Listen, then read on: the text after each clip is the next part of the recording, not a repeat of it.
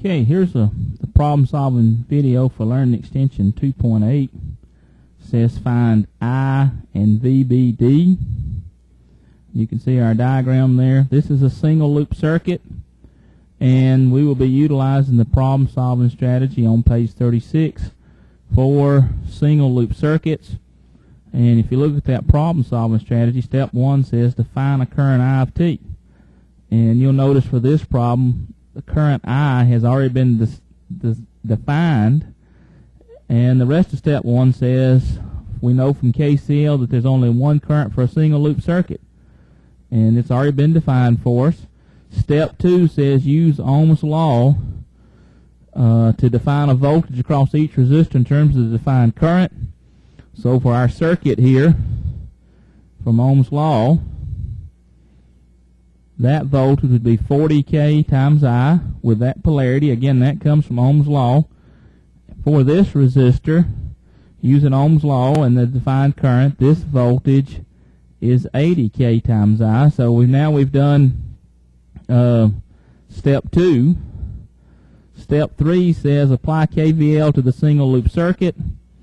I'm going to start at point A and move around clockwise.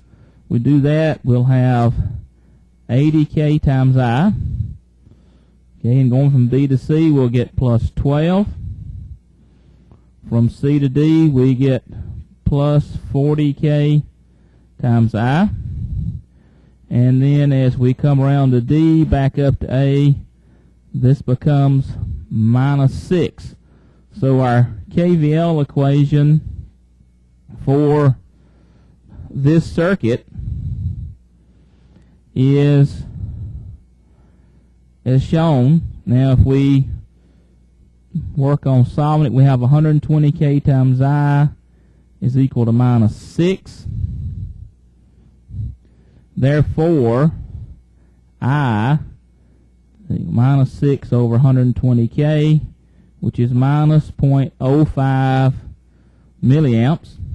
Okay, now if you remember for the voltage VBD, it's polarized as such where the voltage at B with respect to D is assumed to be positive at B and negative at D. And now if we want to calculate VBD, we can apply KVL around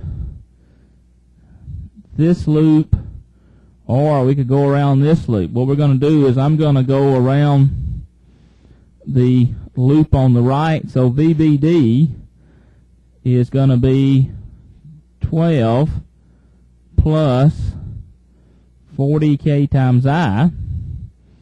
And we have 12 plus 40K times minus 0.05 milliamps.